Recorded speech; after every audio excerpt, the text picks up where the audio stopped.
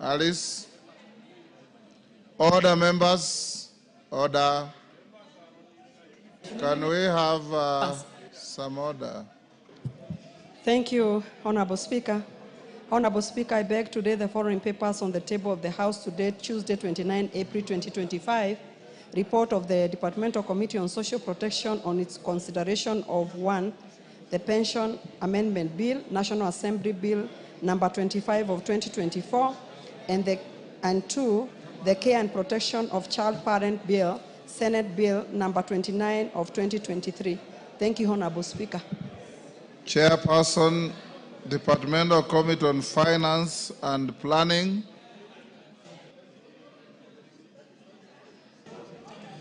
Thank you so much, Mr. Speaker. Order.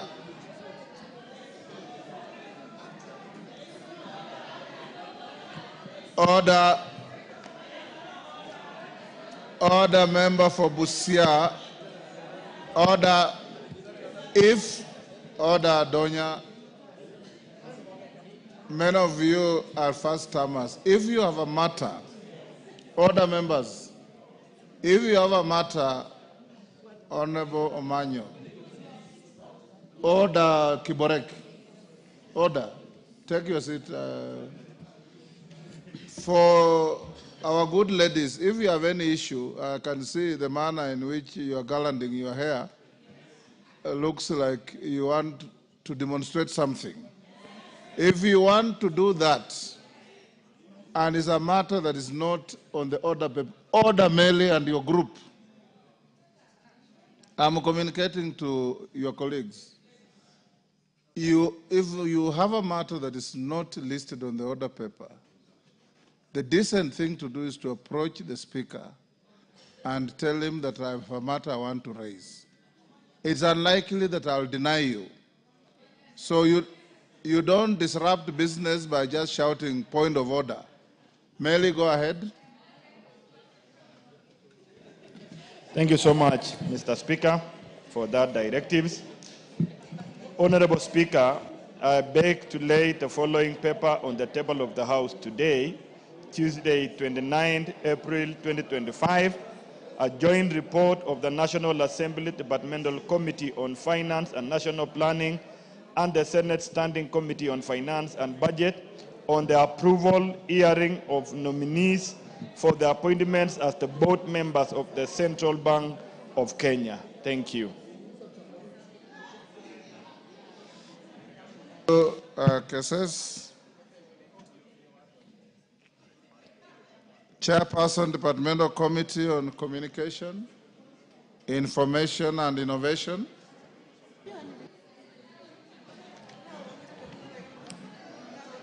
Thank you very much, Mr. Speaker.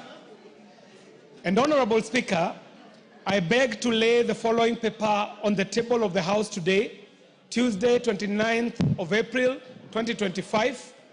And what I'm laying here is a report of the Departmental Committee on Communication, Information and Innovation on its consideration of the Computer Misuse and Cybercrime Amendment Bill, National Assembly Bill number 41 of 2024. I thank you, Mr. Speaker. Thank you, Honorable KJ. Next order.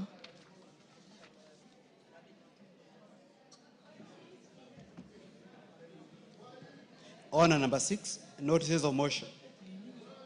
Chairperson, Departmental Committee on Finance and National Planning. Thank you so much, Mr. Speaker. Honorable Speaker, I beg to give a notice of the following motion. That taking into consideration the findings of the Joint Committee of the National Assembly Departmental Committee on Finance and National Planning and the Senate Standing Committee on Finance and Budget on the approval hearing of nominees for the appointment as members of the Board of the Central Bank of Kenya laid on the table of the House on Tuesday, 29 April 2025, and pursuant to Section 11, Subsection 2 of the Central Bank of Kenya Act 491, this House approves the appointment of the following nominees as members of the Board of the Central Bank of Kenya. Number 1, FCPA Sophie Moturi, CPA Abdullahi Mohammed Abdi, MS Beatrice Koskei, and Mr. David Simpson Osawa Award. Thank you so much. Thank you. Next order. Order number 7, questions and statements. Order, members. Member for Busia County. Thank you, Mr. Speaker. I rise under Standing Order 83 and 245 on budget monitoring and implementation. Mr. Speaker, the 47 women reps in this country are bleeding right now. All of them have been castrated with a blunt badizo. We usually think on our feet and ahead of the curve by planning. Everybody here plans. And when you plan and somebody comes and puts a hitch, then you have only theory with you, but no pragmatism. The women reps have been deducted 500 million. We do not know what to do, where to start, but we demand that that money must find its way back to the Ngaf kitty. We need also the PS and the CEO for Ngaf also to give us an explanation why things can happen that way, and they have no clue. We are all looking at each other as if they do not understand their role in those offices. So all the 47 women reps are here to demand their right because they were elected to go and represent their people. As I speak now, even the sanitary towels, the money has never been brought to their account. So the children in schools... Catherine, take your seat first.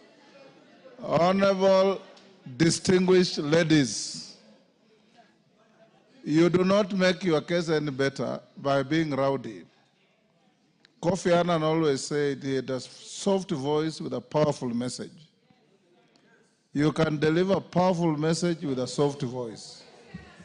And being rowdy does not amplify your message. Allow, I believe Omanyo is your representative. Allow her to finish what she's saying.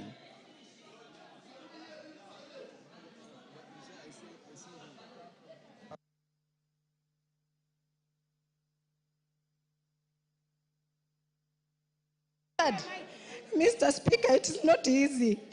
Maybe I don't have a soft or soprano voice. It came out like a bass. But what I'm saying, how do I go to Busia and tell them that I am representing them if the money was stolen and I was seated here acting like I'm sober? Mr. Speaker, I even don't know what to do because I just want to understand. The money itself is meager, very little, that you cannot think to deduct but increase. So we need the women reps, all the women in Kenya, to be represented, to be heard, and we do not want theory every day of women are being empowered, women are being given opportunities, women, and yet it is like giving somebody a present of a goat, but you stick on the rope. We are being remote controlled, Mr. Speaker. We need the rights of all the 47 women reps to be in place like yesterday. Thank you, Mr. Speaker. Hasn't she made your case? Donya, order members. Mr. Speaker, today we are joyless. That's why you see we are wearing black. Everything that we have won. What is on your head is not black. This one is Ngaf color. Ngaf color. I can define the rest, which we are in black, Mr. Speaker. Everything is black. We are mournful. We are mournful. Mr. Speaker, we are mournful. Women, we are miserable. Women, we are malcontent. Women, we are dissatisfied, Mr. Speaker. Women, we are aggrieved. We are not happy. You know very well our men in the house. When you come home and you find us your wives, you tell us, Mama, bring, we bring. Mama, give, we give. We have never denied men anything that you have asked us, Mr. Speaker. We have never. So we are going home. We will be going for recess, Mr. Speaker. Our children, our men, our elders will be asking, Mama County, what is there for us? They've taken all our money. They've taken everything. We have nothing, Mr. Speaker. We are not okay. We feel that this country is not ours, Mr. Speaker. Thank you. Why are they doing that to us, You have Mr. made your Speaker? point. Ben Suda.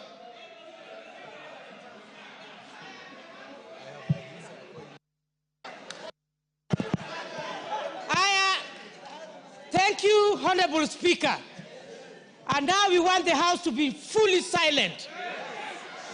Women makes the nation, the world to move. Honorable Speaker, I mentioned to you that you are a speaker worth being a speaker without any other ambition in 2027. Honorable Speaker, I want to say that even God himself saw when the man was lonely and clueless without a woman. Honorable Speaker, that is when Eve was given. In this country, we have fought for 2/3 gender rule. Honorable Speaker, I submit that it is in the Ministry of Gender that we suffered for a long time without the reappointment of the CS, which was lately done. Honorable Speaker, I saw your able panel talk about or ask a question which came out that ladies are running after men, that is why they are being killed. Honorable Speaker, the 47 women in this country would want to deliver. Order, the panel never said that. There is a question which arises, Honorable Speaker, and it is in record what the CS responded. Honorable Speaker, we do not want to have a PS who is not on toss with issues. We were asked about, we came here and found that 500 million was stuck. And Honorable Speaker, while our money was being deducted, Honorable Speaker, the women were in full support of increment in NGCDF, a worthy fund that helps in our constituencies. I want to say, Honorable Speaker, that even the funds for femicides, which is still not clear, presidential directives are not honored by the State Department of Gender. Honorable Speaker, I want to say that the meager resources we get, we want to achieve affirmative action. You've made your point. Honorable Speaker, 1 second. Even if we are putting on flowers, we are not flower girls. We are competent women leaders in this country. We want money, and we want 1 billion to be reinstated that the president gave us. Thank you, Honorable Speaker. You are ours truly. Let us achieve through your seat. Thank you, Honorable Speaker. Yes, DK. There is a point of order here. Order, Honorable Speaker. I think we cannot allow that charade to continue when you refer men as clueless. It is completely out of order, and Bensouda should withdraw and apologize. There is no way men can be clueless. Order. Order. I order. Order. Order, members. Order. Order. Order, members. Order. Order, members. I know two distinguished lady MPs who look for any slight opportunity to be rowdy. But this is not the moment. If you are pursuing your rights, pursue them orderly. When you shout at the top of your voice, you lose the argument. I'll give only 2 more, and then we close. Zamzam. Yes, Wanjala. Mama Zamzam, take your seat. Yes, Wanjala. Thank you, Mr. Speaker. Mr. Speaker, even from the Bible, Mr. Speaker, whenever a woman asks for something, is given. Mr. Speaker, this is not something to be debated. Which Bible are you quoting? Mr. Speaker, Genesis.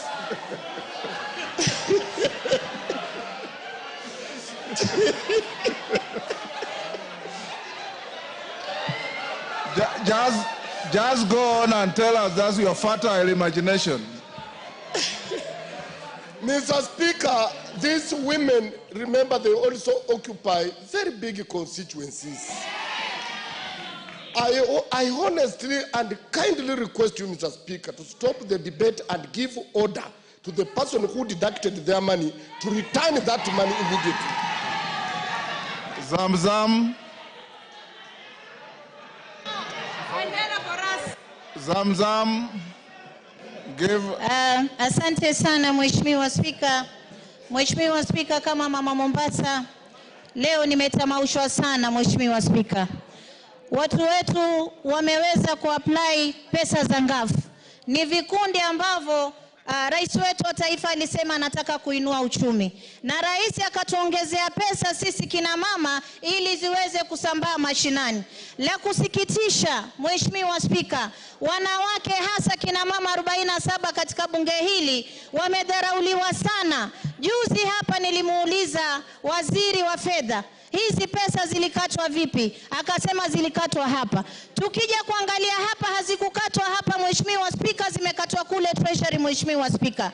Mimi tunataka niwaelezee wa Kenya, hawa kina mama 47 mnaoona leo bungeni, wakija kule mashinani, mimi naomba muwaelewe pesa zao zimekatwa. Kama kuna groups zilikuwa zimeapply ngafu, na waomba mjue grupu nyingi sana zitakosa ngafu, musiweze kuwapiga hawa kina mama kule mashinani. Lakini awali ya yote Mheshimiwa Spika, mimi naomba waziri wa fedha aturegeshe 500 million zetu ambazo wamekata. Na mimi naomba waziri wa fedha, manake tumeona hata imekuwa advert kwenye gazeti Mheshimiwa Spika, tuko kina mama 47. Lakini advert imewekwa kwa gazeti, mambo ya sanitary towels wameweka counties 17 peke yake. Sasa kule kwetu Mombasa hakuna, ijionekana. Watasema mama Zamzam amekula pesa Mheshimiwa Spika. Leo huyu kwa Busia ataambiwa amekula pesa Mheshimiwa Spika. County ni kubwa, pesa yetu ni ndogo, badala tuongezewe tunafinywa.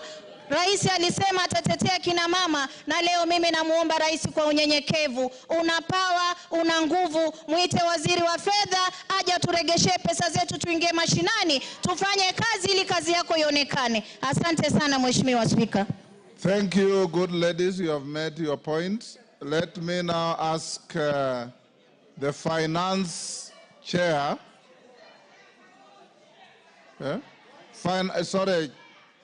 Chairman budget, but chairman before that, yes, Jen Kagiri. No trade unionism here. Thank you, Honorable Speaker. Honorable Speaker, I serve as the chairperson of the 47 county MPs, and it is my honor to actually take the House through where the women are dressed the way they are. They are dressed in pink and they are dressed in black. Black to mourn the deduction of their money, which I think was a great injustice to us and an injustice to the whole country. Honorable Speaker, pink stands for the color pink, which is for NGAF, the National Government Affirmative Action Fund. Honorable Speaker, you have told us we don't have to be loud, we can just speak softly and make our actions be heard. Honorable Speaker, we have been decent and polite for the last 2 years. It seems that has not worked for us. Honorable Speaker, this afternoon we are requesting you to humbly indulge us because we have decided we are going to now start using our legs. From here, we are exiting the chamber to the National Government Affirmative Action Fund, and then we go to the Treasury Office to follow up on where our money went. Thank you, Honorable Speaker, and I hope you have granted us the permission. Thank you, Honorable Speaker. The chairman of budget. Yes, Kainan. On the same issue? Yes. Give Honorable Kainan the mic. Mr. Speaker, there is a reason why, and I speak here as a person who participated in the drafting, formulation, and adoption of the current constitution. And there is a reason why the framers then decided to have special seats for our ladies. It didn't come out of the blue. It came as a result of the historical marginalization that has taken place, both the post-independent and pre-independent Kenya, Mr. Speaker. Mr. Speaker, it's not fair to deny them a right that has been granted through a legislative framework. Mr. Speaker, I want to appeal to the Mandarins in Treasury to be considerate when they are dealing with certain sensitive issue. This right has already been given. Removing is not fair. Mr. Speaker, you also know that our ladies are the majority voters in our country. They are the majority in the population, Mr. Speaker. Mr. Speaker, I want to appeal to my chair here. Even as a member, I feel ashamed. Let me tell you the truth. Out of a budget of 4.7 trillion, denying our ladies 500 million in the middle of the budget, it's not fair. Mr. Speaker, I want to plead with you. Direct the chairman budget to urgently find a mechanism to reinstate these provisions so that our ladies are not subjected to what they are going through. And in future, Mr. Speaker, because we are all in this political arena, we should be careful with certain decisions that we make. This is a right. Please don't leave it like that. Demand for more. Demand for more allocation. That is the only way you can represent the 47 counties that you are representing. I support your cause. Atandi. Thank you, Honorable Speaker. Thank you, Honorable Speaker. Honorable Speaker, I am represented in this House by a very able women rep, Dr. Christine Ombaka of Siaya. And Honorable Speaker, I've seen the amount of work that has been done in Siaya courtesy of NGAF. And therefore, I would be the last person to participate in deducting funds that are meant for NGAF. I want to say, Honorable Speaker, that I agree and support the sentiments by my lady colleagues, and that as a matter of responsibility, I'm going to convene a meeting with the National Treasury with a view to considering using Article 223 to avail resources for NGAF that were deducted. Honorable Speaker, having said that, I want to tell my lady colleagues that budget making is a role of this House. Treasury does not make the budget. Budget is made here. And that when these deductions happened, they happened under the leadership of your colleague who was running. It's very clear on who gets what and who should not get what, Honorable Speaker. As we speak, the rains are here. Our roads are bad, Honorable Speaker. These are monies that belong to the people of Kenya, appropriated for the roads of the people of Kenya. Honorable Speaker, it is important to note that in the villages, the roads that matter, the roads that are visible, the roads that our people use day to day are Kera roads. And as we speak, Honorable Speaker, they are impassable. The rains have washed them away. And Honorable Speaker, Kera, the government, the executive, continue playing games with us. They continue giving us piecemeal amounts of money, Honorable Speaker. As we speak, it has not released the monies on the ground. I therefore move, Honorable Speaker, in view of this, Honorable Speaker, we suspend the sitting. Order, Jack Wamboka. Order. Wamboka, take your seat. You came to the Speaker to simply raise and seek a statement on when the funds are going to be released. As a matter of fact, House Business Committee this afternoon directed the majority leader to issue a statement to this tomorrow. But I obliged you. I did not give you an opportunity to move an informal motion that you are trying to do. Yes, let's be gentlemen and ladies and bear fidelity to what you agree with the Speaker. Order, Bowen. Order, Bowen. Go on. Honorable Speaker, as I was indicating, rains are here. People, border borders are planting banana stems on our roads. Honorable Speaker, lives are unbearable because things cannot work, the roads are not motorable. And Honorable Speaker, it is not, we are with you, you are part of us. You are Member of Parliament number 1, Honorable Speaker. So when we speak very strongly about the these road things, to my house is a Kera road. And I know it. I know it, Honorable Speaker, and it's impossible. So, Honorable Speaker, I want to implore on you that you are one of us, and when we say that, of course, I've withdrawn, it means that the magnitude of this matter is heavy. Honorable Speaker, be in our shoes, because you are us, and you know we respect you, Honorable Speaker. I want to move that we want a comprehensive statement, Honorable Speaker, of when the monies are going to be available, of course not later than tomorrow, Honorable Speaker. If things are not working, we want the minister here. We want the minister here, Honorable Speaker. The executive is playing with us, Honorable Speaker. And as we continue with that, Honorable Speaker, tomorrow is 30th. Honorable Mbadi gave us a promissory note for 30th, Honorable Speaker. I just want to remind you, please let it be at your back. But if this thing can't work, Honorable Speaker, tomorrow, please direct that we have the minister here. If he is not doing his work, we also place an embargo to him that he should not conduct business of government, Honorable Speaker. Thank you, Honorable Speaker.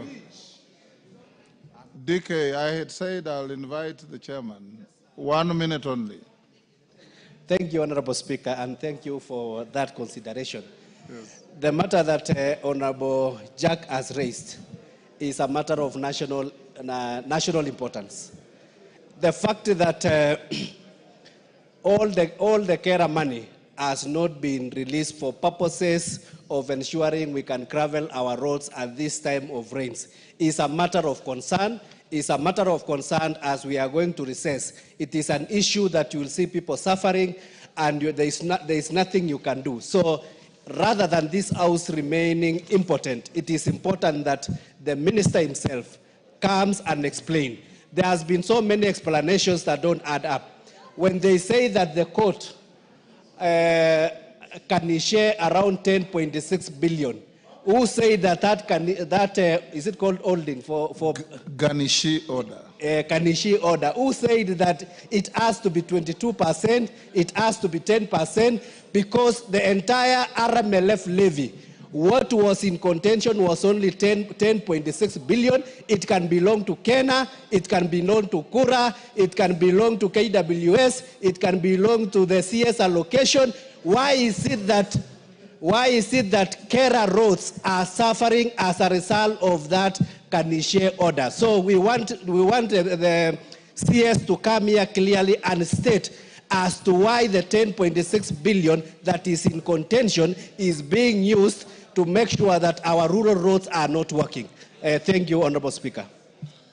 Thank you. GK, sorry, let me hear the Deputy Speaker on the same issue. Thank you, Honorable Speaker. I think, thank you for giving me this opportunity. I think that this House has to be alive to one fact. It is very well for us to appropriate the funds in this House, but the National Treasury can sabotage us by making sure there is no exchequer available. So you can appropriate all you want in this House, but the exchequer can be sabotaged at the National Treasury. So what we need to know is that we must use our opportunity on Wednesdays when we can call the Cabinet Secretary. Let the Cabinet Secretary confirm to us that whatever we appropriate in this House must have the corresponding exchequer provided by the National Treasury. That's the problem. Two, the other thing I want to mention, because it was said, Honorable Atandi, Chairman Budget, I know you said that I chaired the Budget Committee under Supplementary 2 when that matter was dealt. No, I have the opportunity to say, I must say, the code that was provided during the budget hearings was not the code for the National Government Affirmative Action Fund. It was a different code. The description, no, the code belonged to the GAF funds. but the description was office operations. How was I supposed to know, or anybody in the budget committee, to know what a code is?